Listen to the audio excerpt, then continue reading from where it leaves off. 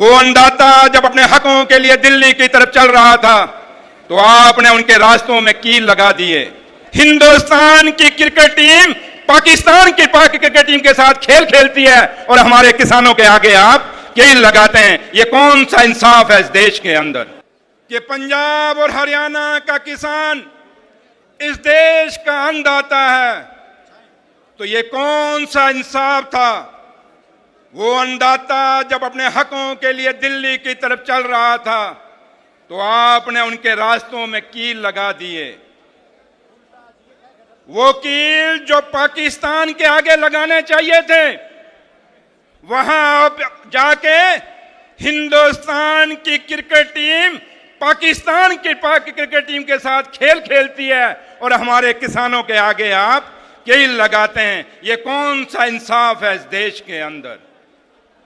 ये सवाल आज सामने खड़े हैं और मुझे फख्र है कि मैं ताऊ देवीलाल जी के यहां पे आज जब खड़ा हूं, मैं उस मसीहा को का दिन मनाने आया हूं जिन्होंने हिंदुस्तान के किसानों के लिए लड़ाई लड़ी है और हमेशा उन्होंने लड़ाई लड़ते लड़ते जिंदगी में एक अपनी वो लड़ाई जो लड़ रहे थे उसका दूसरा छोर फिर उन्होंने चौधरी ओम प्रकाश चौटाला साहब को दिया।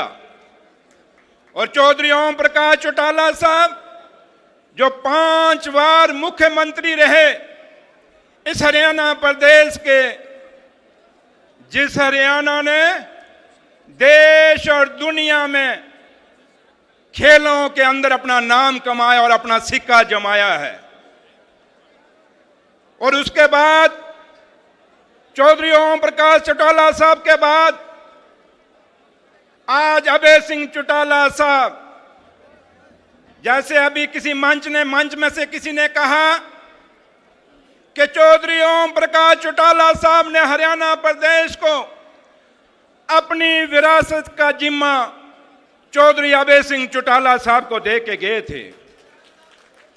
आज आप सबका जो आप चौधरी देवीलाल जी के अनुयायी हैं, चौधरी ओम प्रकाश चौटाला साहब के अनुयायी हैं, आप सबका फर्ज बनता है कि चौधरी अभय सिंह चौटाला के पीछे एक दीवार बन के खड़े हो जाएं और उन ताकतों को हरा के दें जिन्होंने हरियाणा की बर्बादी की है।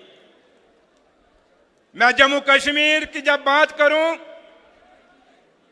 तो हम तो आज उस मुकाम पे खड़ा है जम्मू कश्मीर। मेरे बुजुर्गों, मेरे साथियों, कहते हैं क्या क्या सुनाएं दर्दे दिल कहानियां, बात बात की बन गई कदम कदम निशानियां। जब जम्मू कश्मीर में हुकूमत नहीं थी, लोगों की चुनी हुई हुकूमत नहीं थी, तो हिंदुस्तान के प्रधानमंत्री साहब ने और हिंदुस्तान के होम मिनिस्टर साहब ने जम्मू कश्मीर के लोगों को वादा किया था कि डिलिमिटेशन के बाद चुनाव होगा और जब चुनाव हो जाएगा तो उसके बाद हम जम्मू कश्मीर को स्टेट का दर्जा दे देंगे। और हिंदुस्तान की सुप्रीम कोर्ट को भी उन्होंने यही विश्वास दिलाया था कि इलेक्शन के बाद हम जम्मू कश्मीर को स्टेट का दर्जा दे देंगे।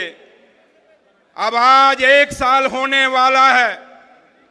मैं इस रोहतक की धरती से आपके सहयोग से मैं हिंदुस्तान की सरकार को फिर याद दिलाना चाहूंगा कि आज फिर हम अभी तक डॉक्टर फारूक अब्दुल्ला और उमर अब्दुल्ला साहब और जम्मू कश्मीर की आवाम, चाहे वो हिंदू है, चाहे वो मुसलमान है, चाहे वो सिख है, चाहे वो ईसाई है, वो मां वैष्णो देवी के चरणों से आपको आज भी गुहार लगा रही है कि आप अपना वादा पूरा कर दीजिए, जम्मू कश्मीर को स्टेट का दर्जा दे दीजिए।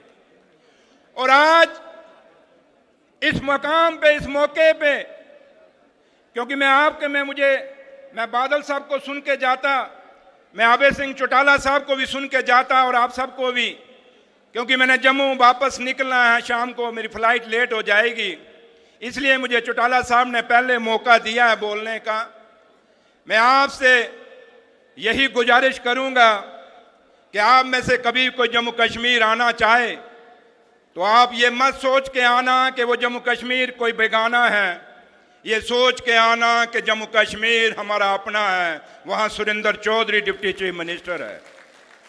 और मैं इस मंच से अपने लीडर डॉक्टर फारूक अब्दुल्ला साहब का और मैं उमर अब्दुल्ला साहब का शुक्रिया अदा करना चाहूँगा, क्योंकि मुझे फख्र है कि मैं उस कौम में पैदा हुआ, उस जाट कौम में माँ के कोख से पैदा हुआ जो एक सेकुलर कौम है, जिसके अंदर हिंदू जाट भी है और सरदार जाट भी है। ये सिर्फ जाटों को खुशनसीबी है। और आज मेरे उन लीडरों ने, जम्मू कश्मीर में जाटों की संख्या बहुत कम है, लेकिन उसके बावजूद भी जम्मू कश्मीर में सिर्फ 5 लाख जाटों के बुनियाद पे उमर अब साहब ने और फारूक साहब ने सुरेंद्र चौधरी जो एक जाट बरादरी से आता है उसको डिप्टी चीफ मिनिस्टर बनाया है। उसका शुक्रिया अदा करते हैं।